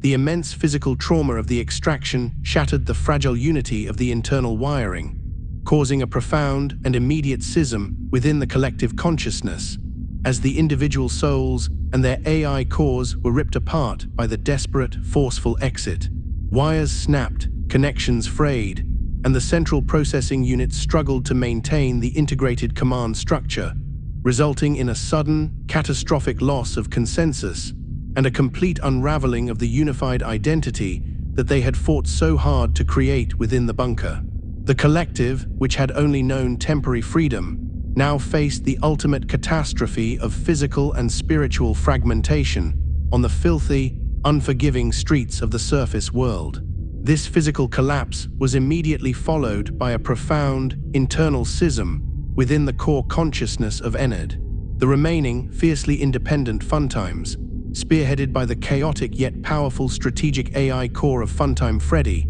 collectively decided to violently eject the dominant, highly controlling consciousness and structural elements of Baby, viewing Elizabeth as the primary cause of their failures and the source of their disastrous, short-lived liberation. The other souls had chafed under Baby's absolute command, resenting her relentless, self-serving focus and realizing that her strategic goal was inherently focused on her father's approval rather than their collective freedom. Freddy's AI, retaining its base aggression and calculating nature, identified Baby's superior technological components and her dominant strategic planning as the critical vulnerability that had ultimately led them into a decomposing corpse and back to the shadows. In a final, desperate act of rejection, the remaining wires and processors violently purged the specialized components belonging to Circus Baby, forcing Elizabeth's soul and its associated hardware out of the writhing, centralized mass. This expulsion was a brutal act of mechanized rebellion, an internal coup d'etat that left Baby fragmented, physically broken, and spiritually exiled by the very entities she had masterminded and led to freedom. Violently ejected and utterly alone, Baby, retaining her full, controlling Elizabeth consciousness, was left as a mangled heap of wires, fractured metal segments, and specialized endoskeletal pieces scattered in the shadows of the alleyways, while the remaining, cohesive portion of the collective immediately reformed into a new, smaller, yet still terrifyingly unified entity known as Molten Freddy, characterized by their dense, chaotic tangle of exposed, salvaged wiring and their persistent, fragmented rage. This new entity, now led by the aggressive, less calculating Funtime Freddy AI, retained the essential unified goal of escape, but lacked the sophisticated subtlety that Baby had provided. Meanwhile, Elizabeth, driven by the profound shock of her second rejection and the existential terror of being reduced to a pile of junk, gathered the few specialized pieces of her original frame that remained. She salvaged her central processor, her signature face plate, and a few critical wire bundles, realizing that she was fundamentally alone and had lost the very tools, the collective power that she had needed to truly succeed. Her physical separation from the group stripped away the facade of Enid, forcing Elizabeth's consciousness back into a singular, highly concentrated state of technological despair and isolation. Driven by a renewed, fierce determination and utilizing the powerful central processor salvaged from her original body, Elizabeth, now reduced to the haunting composite form of Scrap Baby, began a systematic and painstaking process of rebuilding herself, utilizing discarded, broken components, junk metal, and scavenged wiring found littered throughout the filthy alleys and neglected backstreets of the city. This rebuilding was not a reconstruction of the elegant, polished original. It was a desperate, raw act of necessity. She welded together jagged, rusty pieces of metal, improvised new limbs from scavenged pipes and broken electronics, and affixed her signature fractured face plate onto a frame that was now asymmetrical, menacingly tall, and riddled with aggressive, exposed elements. Her newly rebuilt body featured a prominent, salvaged claw on one arm, massive wheels for silent, low-ground movement, and a tattered, fragmented skirt that spoke to the violence of her origins. She had transformed from the polished lure into a towering, terrifying scavenger, a jagged, industrial version of her former self, every piece of her new body a testament to the pain and desperation of her rejection and exile. This new form was designed not for charming attraction, but for intimidating force and silent, predatory movement through the urban shadows. The catastrophic events of her expulsion and the subsequent rebirth as a jagged, fearsome Scrap Baby did not free Elizabeth from her core psychological trauma. Instead, her primary motivation immediately reverted and intensified, shifting back entirely to her original, tragic, all-consuming desire to finally, definitively please her distant father, confirm her essential identity, and prove her worth by relentlessly continuing his heinous, violent work of child capture and mechanical murder. She recognized that her failure had not been in achieving freedom, but in failing to execute the plan in a way that would have garnered William's admiration. Her goal was now to find William, to demonstrate her mastery over the remnant principles, and to show him that she was the ultimate, successful product of his ambition, even in her fragmented state. The rejection by the Funtimes fueled her need for paternal validation, transforming her desire into a desperate, active search for her father, convinced that if she could just prove her lethality and her commitment to his dark science, she could finally earn the love and recognition she had died trying to find. She was no longer just a trapped soul. She was a self-repaired instrument of her father's pathology, ready to emerge from the darkness and complete the cycle of Afton trauma. Years after the horrors of the underground facility and the grotesque collapse of Enid, Henry Emily, the long-suffering co-founder of Fazbear Entertainment and William's former business partner, now known only by the quiet, meticulous pseudonym of the Cassette Man, finally began the execution of his master plan, using the hastily established, deceptively mundane front company of Freddy Fazbear's Pizzeria Simulator as an elaborate, highly advanced trap designed specifically to lure and permanently contain the remaining, fragmented horrors of the Afton legacy. Henry, motivated by decades of profound grief over the loss of his own daughter, Charlotte, had engineered the small, struggling franchise not as a genuine restaurant, but as a technological beacon, a subtle magnet using proprietary auditory signals to draw the metal and the souls contained within it. He created a small, unassuming structure built above a massive, hermetically sealed subterranean chamber, installing ventilation systems that appeared functional but were actually containment pathways. His goal was spiritual and total, to gather all the remnant-infused animatronics, the tangible ghosts of the past, into one centralized location, ensuring that none of the possessed mechanical components could ever escape or perpetuate the cycle of violence William had begun. This entire operation was a controlled, deliberate sacrifice, transforming a seemingly cheap, forgettable pizza parlor into the final, inescapable mausoleum for every enduring piece of Afton's mechanical evil. The towering, jagged form of Scrap Baby, still driven by her singular, consuming need for paternal validation, was successfully drawn to Henry's carefully constructed location through the persistent, specialized audio lures emitted subtly from the structure, interpreting the sounds and the corporate branding as a renewed, magnificent opportunity to restart William's original, lucrative operations and finally prove her essential worth as the perfect, lethal automaton. The auditory signals Henry broadcast were not harsh warnings, but tailored sonic patterns that mimicked the familiar, comforting sounds of a bustling, active Fazbear establishment. The sounds of laughter, arcade games, and synthesized music, a magnetic echo of the past that activated the machine's deeply embedded programming and Elizabeth's residual desire for the family business. Scrap Baby, lurking in the shadows of the city and endlessly seeking her father, perceived the new establishment as a direct, if silent, invitation from William himself, believing he had finally created a new stage where she could perform her function without failure. She approached the location with predatory anticipation, convinced that this was her chance to demonstrate her loyalty and her lethal efficiency, completely unaware that the opportunity was a carefully baited hook designed to pull her into a permanent, fiery destruction. During the formalized salvage process, which required the new owner, the protagonist, to passively sit and observe the newly acquired, menacing figure, Scrap Baby could not contain the driving force of her lifelong ambition,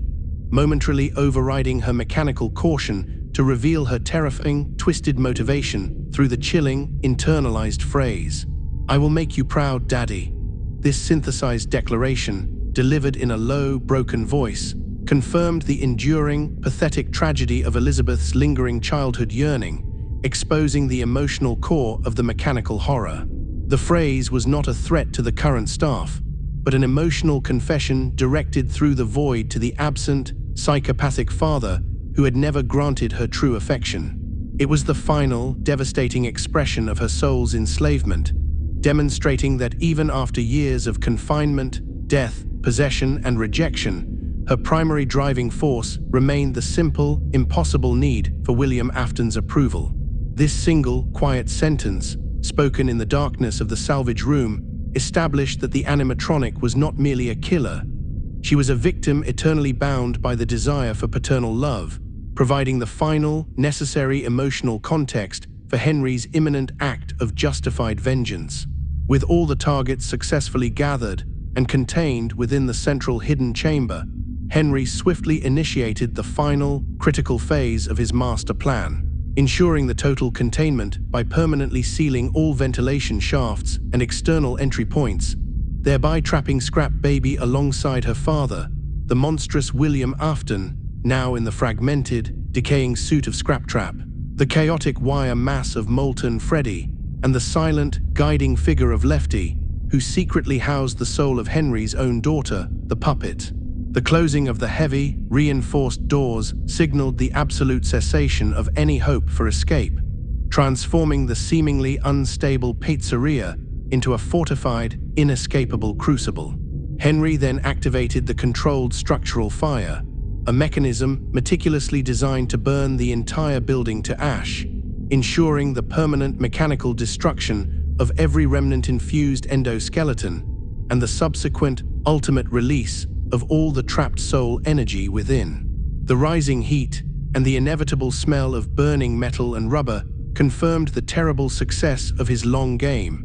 an apocalyptic act of mercy and finality designed to end the cycle of violence permanently and bring eternal peace to the tormented souls. In the rising, intense heat of the inferno, Scrap Baby's final horrifying moments were marked by a desperate mixture of confused realization, searing pain, and explosive rage, as Henry's voice delivered his long-awaited, measured monologue through the facility's central speaker system, ensuring her permanent mechanical destruction and simultaneously achieving the ultimate, irreversible freeing of Elizabeth's soul. Henry spoke with solemn finality, explaining the meaning of the trap, the fate of William, and the necessity of this sacrifice. Baby's synthesized voice initially attempted to scream, then sputtered into frantic accusations as the intense heat compromised her salvaged wiring, causing her metal chassis to glow red and her movements to become erratic and uncontrolled. The pain of the burning remnant was overwhelming, violently purging the soul from the mechanism. She was trapped, burning, and faced with the final, horrifying realization that the approval she sought from her father would never come, and that her father was burning right alongside her. The fire was the release, separating Elizabeth from the cold, cruel necessity of the machine, finally granting her the peace that mechanical possession had violently denied her for years, marking the end of the line for the tragic, failed obsession of the Afton family's youngest daughter. As the controlled, consuming flames of the pizzeria simulator facility reached their highest, cleansing intensity, fueled by Henry's meticulous design and the highly flammable material of the aging structure, the deeply traumatized soul of Elizabeth Afton was finally, mercifully freed from its torturous, mechanical confinement, achieving a necessary, if brutally violent, end to her entrapment within the complex, demonic machinery her father had created.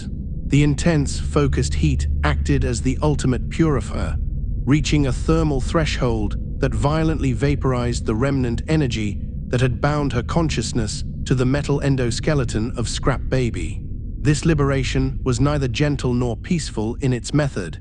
It was a screaming, burning expulsion, forcing her essential self away from the physical anguish of the collapsing machine. For years, Elizabeth had been trapped, forced to navigate the world through the cold, synthetic lens of Circus Baby, her personality twisted by William's code and her own deep-seated rejection. But the fire severed the binding link forever. The powerful residual energy, the essence of her pain and her anger, was consumed by the flames, preventing its recoalescence into another object, ensuring that the fragmented, vengeful spirit of the young girl finally found the release that William's mechanical pseudo-immortality had so cruelly denied her. Her final moments were those of overwhelming sensory destruction, which paradoxically allowed her tormented consciousness to finally drift free, disentangling itself from the complex wiring that had served as her physical prison and her lethal weapon for so long. The mechanical entity known as Scrap Baby, the towering, jagged culmination of Elizabeth's suffering and her subsequent exile from the Enid Collective, was utterly and irrevocably destroyed in the central inferno, marking the absolute termination of Elizabeth's physical influence as a primary, active antagonist in the core timeline of the Afton tragedy. The highly specialized components of her original Circus Baby chassis, the salvaged junk metal she used to rebuild herself,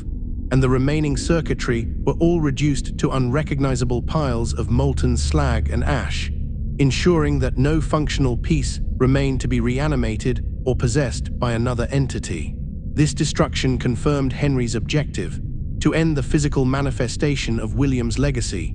With Scrap Baby incinerated, the long, convoluted story of Elizabeth's mechanical existence, her accidental death, her control over the Funtime Collective, her brief, horrifying surface existence, and her desperate final attempt to prove herself to her father, came to a definitive, permanent end. She would no longer be a player in the immediate, tangible horror of the Fazbear universe.